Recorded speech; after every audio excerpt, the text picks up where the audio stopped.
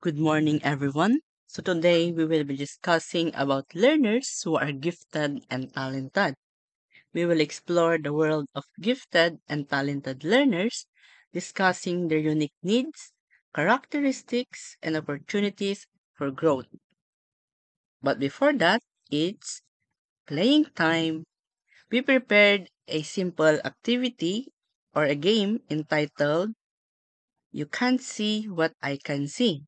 So here is the game mechanics. Three stereograms will be shown one by one. You will have 1 minute to identify each hidden image. The goal is to correctly determine what each stereogram reveals. The first three students who successfully identify all the images will receive additional plus 5 points on the quiz. So ano nga ba tong stereogram?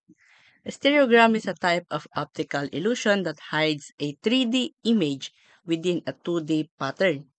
By adjusting your focus or relaxing your eyes, the hidden picture will appear to pop out from the background. So let's begin.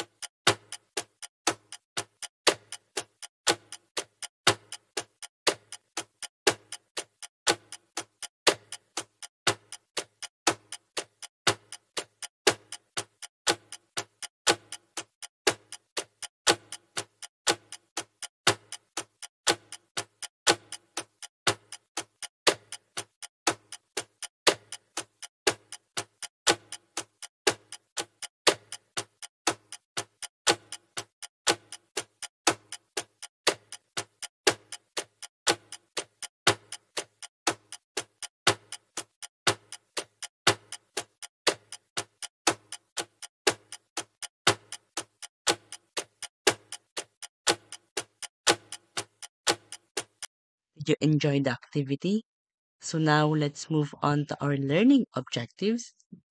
So objective number one, identify the characteristics and needs of gifted and talented learners. Number two, analyze the causes and diagnosis of giftedness in learners.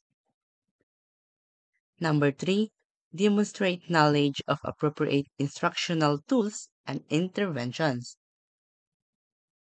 To begin, what is gifted and what is talented? So now let's define what is gifted and what is talented.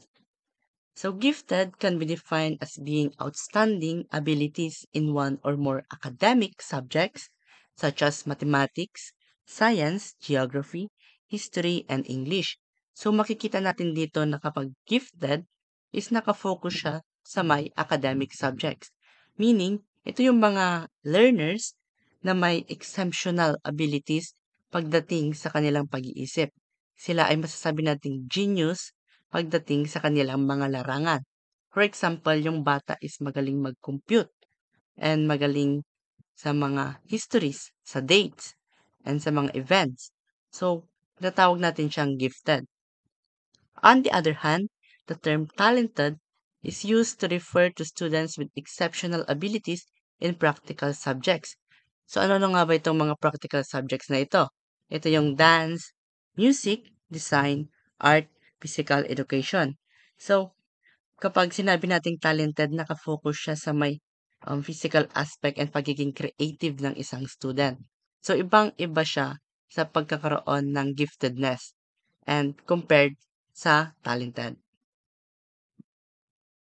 Less, it is considered acceptable to use this term interchangeably. So, kahit palang magkaiba sila ng definition, ay pwede pa rin natin silang maggamitin na pareho. For example, kapag ang isang learner ay talented, pwede natin siyang sabihin na siya ay isang gifted. And on the other hand, kapag gifted naman ang learner, pwede pa rin natin siyang sabihan na talented. So, walang mali sa paggamit ng gifted or talented. Kasi sila ay tila magkapareho lamang. Kasi sila ay nagpa-pertain sa isang exceptional ability ng isang learner. So, based sa definition na ito, ay pwede natin silang ilagay into 5 categories.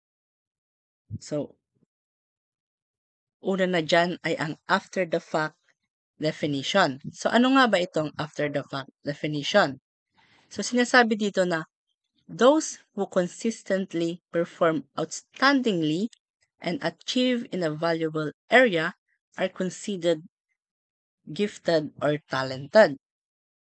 So, kapag sinabi nating after the fact definition, it pertains sa mga estudyante na nagkakaroon ng mga achievement. Pwedeng sa academics, competitions, or any related areas na may kinalaman sa pag-accomplish ng isang bagay. Ang nagiging problema lamang dito ay huli na nabibigyan ng pagkilala ang isang learners. Kaya naman kung minsan ay nawawalan sila ng gana to perform at hindi nila nalalabas talaga yung full potential nila.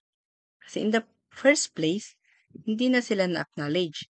Pagkus na-acknowledge na lang sila nung pagkatapos na nilang makuha yung isang recognition or accomplishment na iyon. So, next one.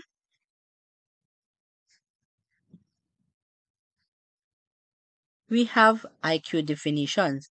So, ito na yung pinaka-common na alam natin na pag-test kung ang isang learner ba ay talented or gifted. Kasi kapag na ating naririnig yung term na gifted, ay pumapasok na agad sa ating isipan na sila ay matalino, genius, and may mataas na IQ. So, makikita natin dito na ang isang bata na may mas mataas na IQ, above 100, ay kino-considered bilang isang gifted or talented. And next, we have percentage definition. Ito naman ay yung mga estudyante na kasali doon sa fixed proportions that a school or district set. For example, sa isang paaralan, kung sinabing matalino, sila yung mga nasa top 5%, for example, sila yung mga nasa top 1, sila yung top 2, or top 3. Sila madalas yung mga valedictorian, salutatorian, or any kung ano pa man ang tawag sa kanila. Basta sila yung nakakaangat sa overall population. Pero ang nangyayari dito ay hindi talaga nasusukat kung sino talaga yung mga talented learners. Kasi may iba't ibang standard ang bawat paaralan. For example, sabihin natin na sa DIMSU, yung mga gifted learners ay kasali sa top 5. However, kung titignan natin sa other school, for example sa PCNL, yung mga top 10, sila yung mga mas nakakaangat. So, sila na yung tinatawag nilang gifted. So, doon makikita natin yung isang gap na hindi talaga patas yung pagtingin kung sino ba talaga yung gifted and talented. Kasi may roong iba't ibang standardization kasi may iba't ibang standard yung bawat paaralan kung sino or kung paano alamin kung sino yung mga nasa top percentages doon sa overall population. And next, we have talent definitions. So, ang definition naman nito ay hindi about sa pagkakaroon ng mataas na IQ, bagkus nakafocus ito sa talent ng isang estudyante. For example, siya ay magaling sa arts, magaling sa music, or magaling siyang mag-compute, or magaling siya sa science. So, yun yung mga kino-consider as talented or gifted.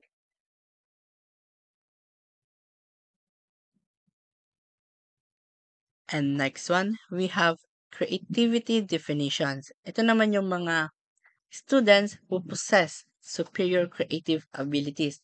So, dito makikita natin na yung kanilang creativity ay mas nagpa-function na compared dun sa mga kapareho nilang age. For example, yung isang 6-year-old student ay kaya nang gumawa ng isang kanta, buong kanta na may verses, chorus, and bridges.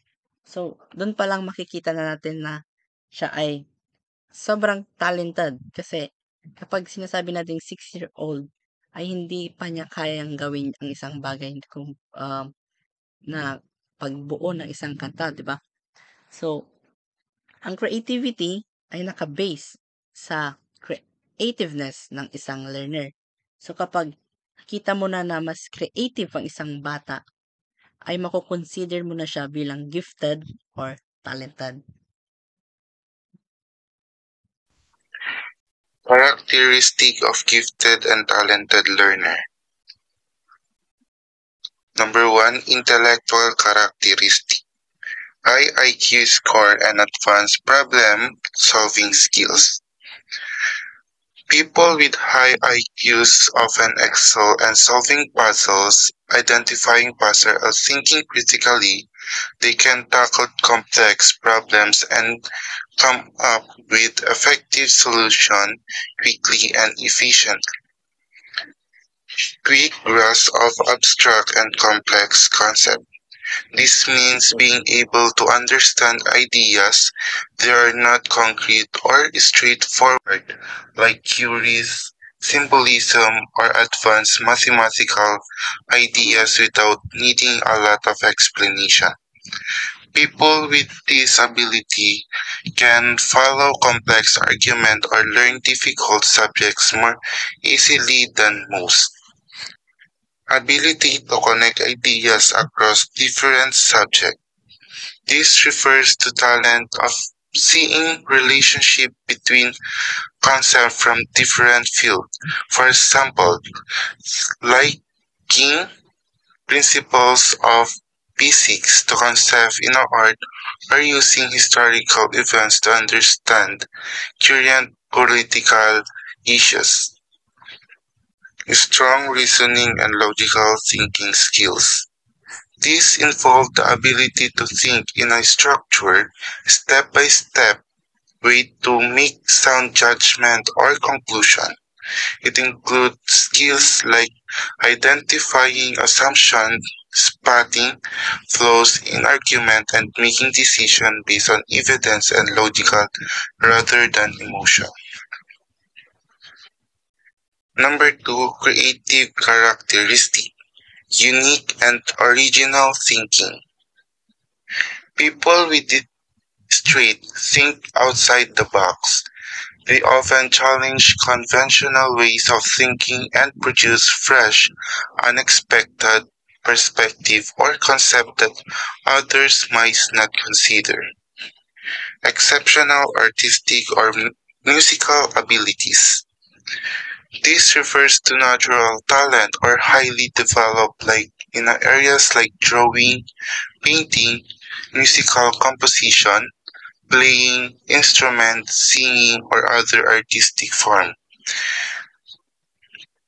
High quality of imagination and innovation.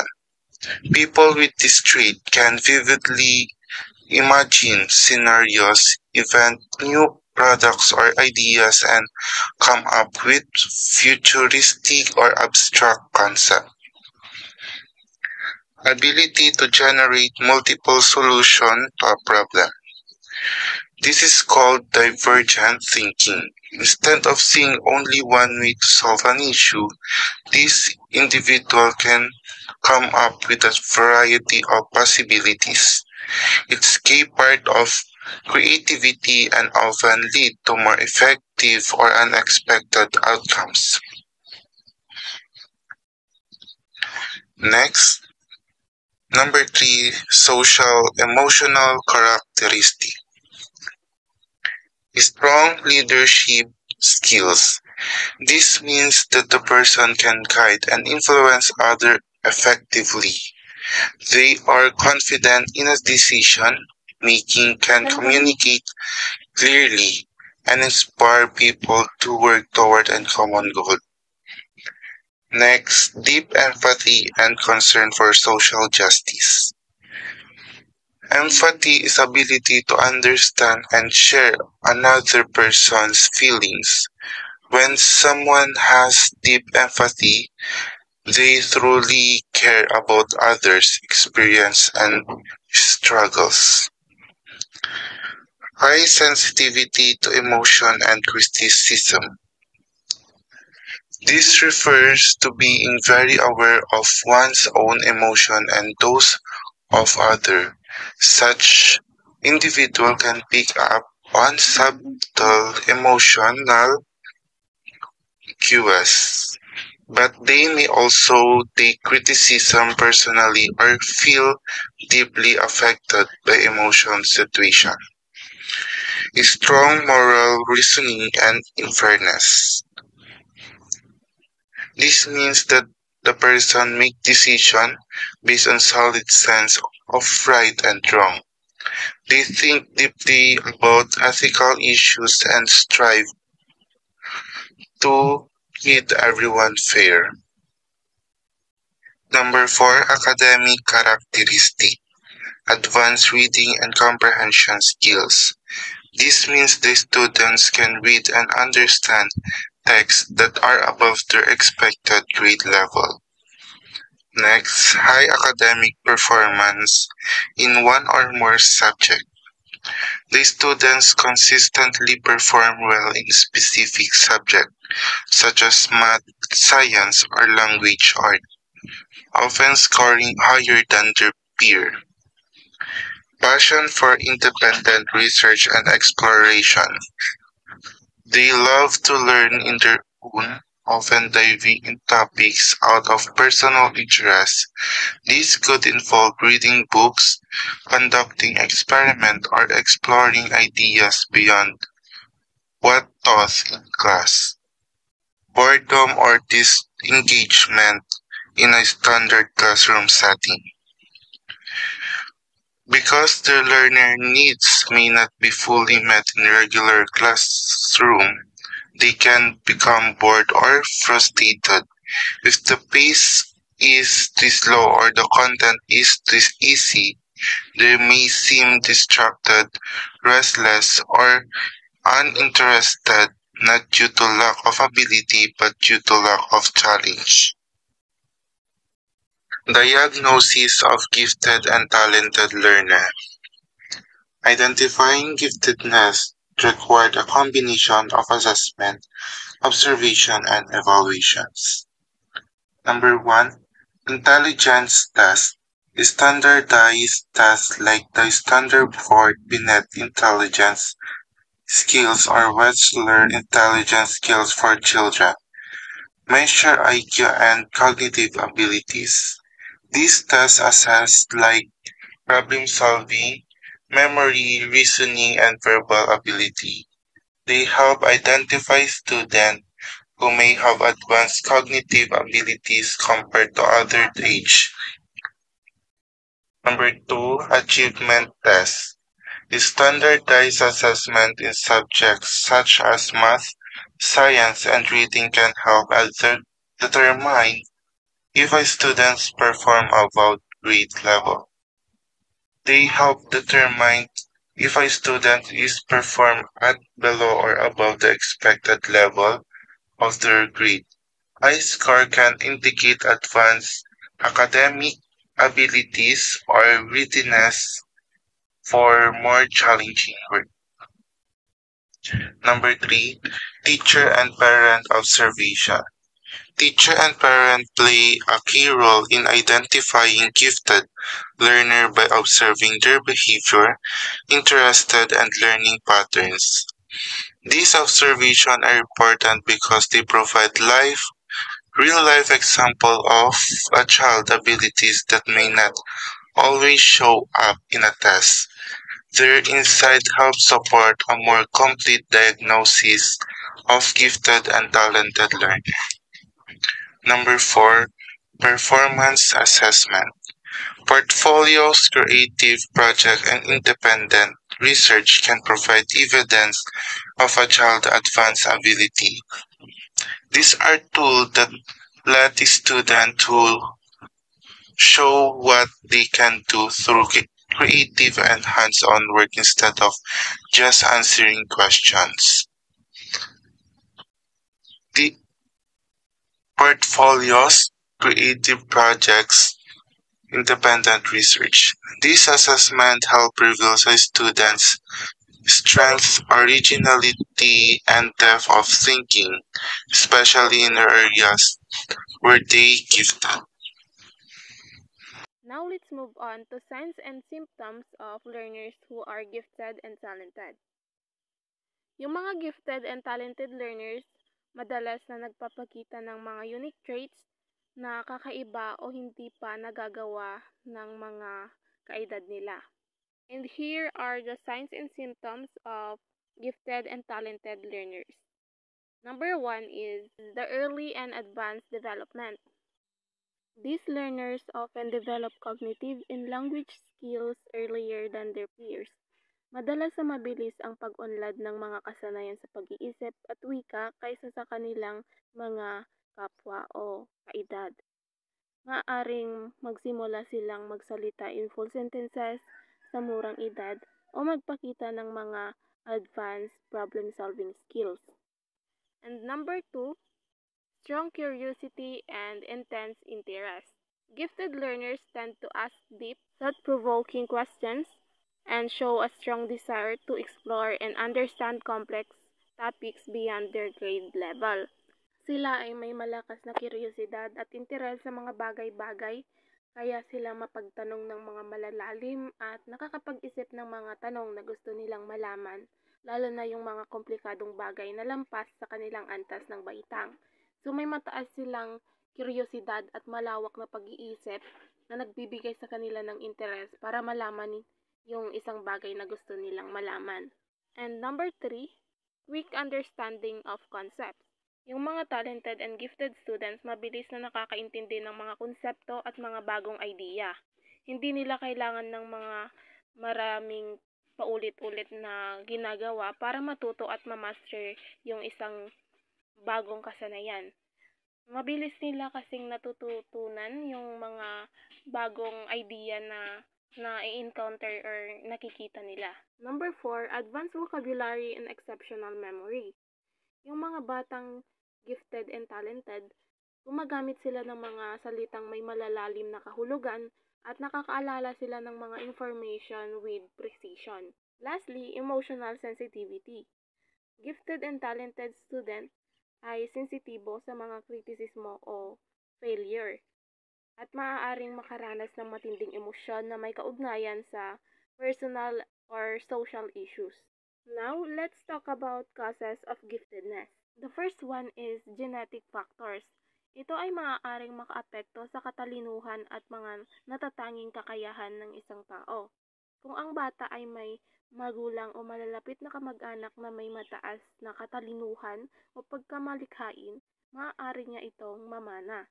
The next one is environmental influences.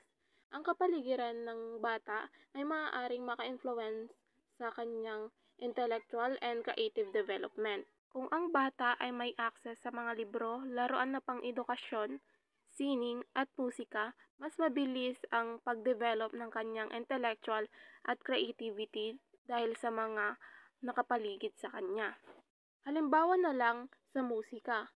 Kung ang bata ay may access sa mga instrument gaya ng piano, magiging interesado at curious siya kung paano ito patugtugin. Kaya naman magiging interesado siyang matutunan ito.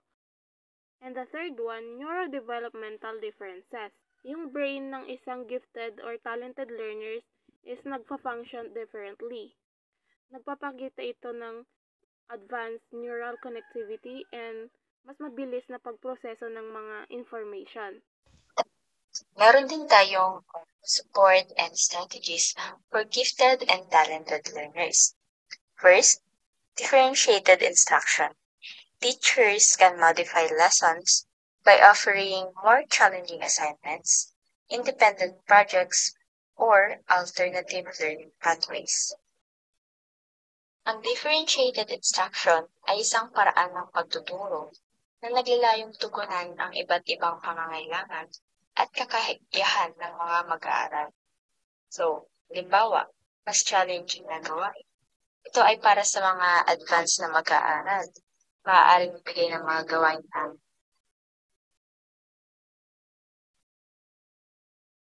nangangailangan ng mas mataas na antas ng kritikal na pag-iisip o malikhaing solusyon. Sa pamamagitan ng differentiated instruction, nagiging mas epektibo yung pagtuturo at natutugunan ang mga pangangailangan ng bawat mag-aaral, especially for those gifted and talented learners. Next, acceleration programs, allowing students to skip grades, take advanced courses, or enroll in dual credit programs that can help meet their learning needs. Ang layunin naman ng acceleration programs ay tugunan ang mga pangangailangan sa pagkatuto ng mga mag-aaral na nangangailangan ng mas mabilis na pag-unlad. Ang mga mag-aaral o yung mga gifted and talented learners ay maaaring matuto ng mga konsepto at kasanayan ng mas mabilis at mas malalim. Ang mga challenging na gawain at kurso ay maaari ding magdulot ng mas mataas na interes at motibasyon sa kanilang pagkatuto. Ang mga advanced na kurso at dual credit program ay maaaring maghanda sa mga mag-aaral para sa kolehiyo at hinaharap na mga hamon. Sa ganitong paraan, mas mapapabilis ang pagpapaunlad sa kanilang mga talento at makamit ang kanilang buong potensyal. Another is enrichment programs, such as special classes, mentorships, and extracurricular activities. For example, science fairs, coding camps, and debate clubs that can foster their talents. Special classes, mentorships, and extracurricular activities ay maaaring makatulong sa pagginang ng mga talento ng mag-aaral, especially yung mga gifted and talented learners. Sa ganitong paraan, natutugunan ang mga pangangailangan ng mga mag-aaral na may natatanging talento at interes. Ito kasi ang nagbibigay sa kanila ng pagkakataon na palawakin ang kanilang kaalaman at kasanayan sa mga partikular na larangan, magkaroon ng gabay at suporta mula sa mga eksperto o mentor, at makipag-ugnayan sa mga kapwa nila na may parehong interes at hilig. And social emotional support. Gifted students may need guidance on handling stress, perfectionism, and social relationships. Counseling, peer groups, and emotional intelligence training can be beneficial. Sa ganitong paraan naman, nabibigyan sila ng suporta hindi lamang sa akademiko, kundi pati na rin sa emosyonal na aspeto ng kanilang buhay. Natututo sila ng mga estratehiya sa pag-manage ng stress at pagkabalisa, nauunawaan ang pagiging perfeksionismo sa isang malusog na paraan, at napapaunlad ang kanilang mga kasanayan sa pakikipag-ugnayan sa ibang tao at bumuo ng matibay na relasyon. We also have common assistive devices and interventions. First, educational software and apps. Platforms like Khan Academy, Coursera, and coding programs allow self-paced learning. Ang mga platform na ito ang nagbibigay ng pagkakataon sa mga gifted and talented learners para matuto sa kanilang sariling bilis, pumili ng mga kursong gusto nila at mapaunlad ang kanilang mga kasanayan sa teknolohiya. Ito ay nakakatulong sa mga mag-aaral na magkaroon ng kontrol sa kanilang pagkatuto at mapaunlad ang kanilang mga interes. Another is online learning platforms. Many gifted students benefit from virtual courses that offer advanced subject matter beyond their grade level. Ang mga online learning platform ang nagbibigay sa mga gifted and talented learners ng pagkakataon para kumuha ng mga advanced na kurso na hindi available sa kanilang paaralan, at matuto ng mga bagong konsepto at kasanayan, at makipag-ugnayan sa mga kapwa nila estudyante at eksperto mula sa iba't ibang lugar. We also have advanced reading materials, providing books, journals, and academic articles beyond the standard curriculum help develop their skills.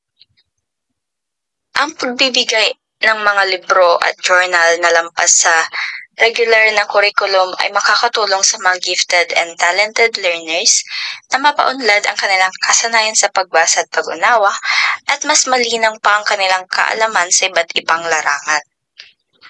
And last but not the least, participation in gifted programs. Enrollment in specialized gifted education programs, competitions, for example, math olympiads, spelling bees, and mentorship initiatives can nurture their talents. Nakakatulong ito sa kanilang paglinang sa kanilang mga talento at magbigay ng pagkakataon na makipag-ugnayan sa mga kapwa nila gifted and talented learners, at mapaunlad ang kanilang kumpiyansa at kakayahan sa iba't ibang larangan. Ang layunin ng mga estratehiya at intervention ng mga ito ay tugunan ang mga pangangailangan ng mga gifted and talented learners at mapaunlad ang kanilang mga talento at kakayahan sa akademiko at emosyonal na aspeto. Thank you for watching.